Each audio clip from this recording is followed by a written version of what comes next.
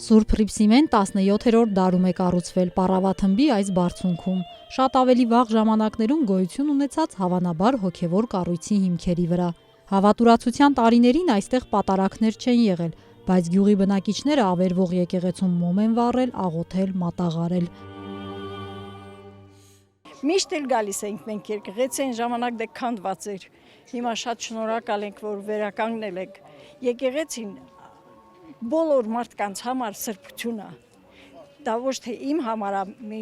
ձեր համար է, այլ բոլորի համար։ Մենք առանց եկեղեցի, եթե մնանք առանց եկեղեցի, մենք կկորչենք։ Պեղումների ժամանակ են հայտնաբերվել վաղ շրջանի կառույցի հիմքերը, դրանք պատվել են թրծված ապակիով։ Ծածկ չուներ, ծանիք չուներ, անկյունային հատվածները քանդված էին։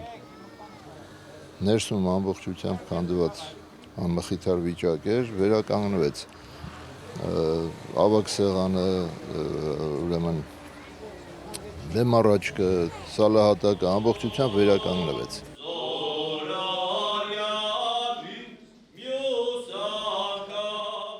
Մայիսի 24-ին արդեն նորոգ եկեղեցին վերաօծվեց Սյունյաց թեմի առաջնորդ գերաշնորհ Մակար եպիսկոպոս Հակոբյանի ձեռամբ։ Օծման արարողակարգին մասնակից էին նաև Կապանի ու Քաջարանի հոգևոր հովիվները։ Բարաբաթումի Սուրբ Հռիփսիմեում այսուհետ կմատուցվեն պատարագներ, կլինեն կնունքներ ու պսակներ։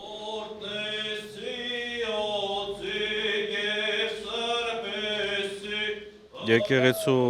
արարողակարգը հիմնարկեքից հիմքերից միջև խաչ, հետագայում էլ ամբողջությամբ սյուններով օծվում է, օծվելուց հետո դառնում է Աստուծո համար կենդանի տաճար եւ բնակարան։ Ինչպես որ մարդը, եթե ինքը մկրտված չի, քրիստոնյա չի եւ Աստված չի բնակվում իր սրտում, ինքը տաճար չի Աստուծո։ Մկրտությունից հետո, երբ որ դրոշմվում է, օծվում է, այդ ժամանակվանից հետո դառնում է Աստուծո համար կենդանի տաճար։ Այդպես էլ մեր եկեղեցիներն են։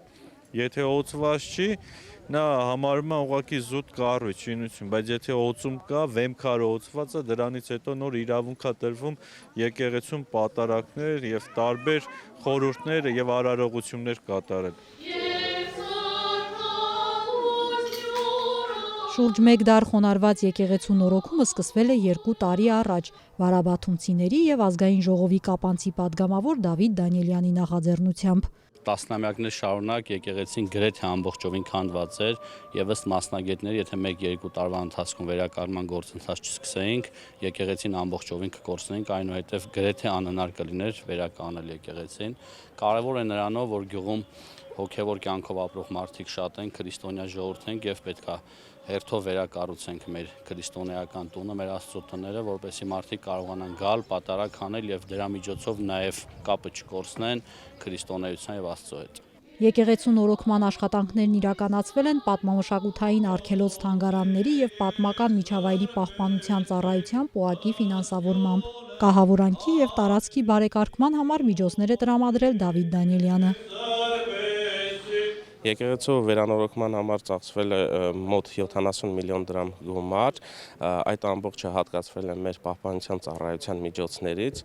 այսինքն դա այն գումարներն են, որ մենք միշտ բարբերաբար նշում ենք, մեր հնավայր թանգարաններ մուտք գործելու դեպքում, երբ որ մարդիկ վճարում են 750 դրամ կամ 1500 դրամ, այդ գումարներից է գեներացված։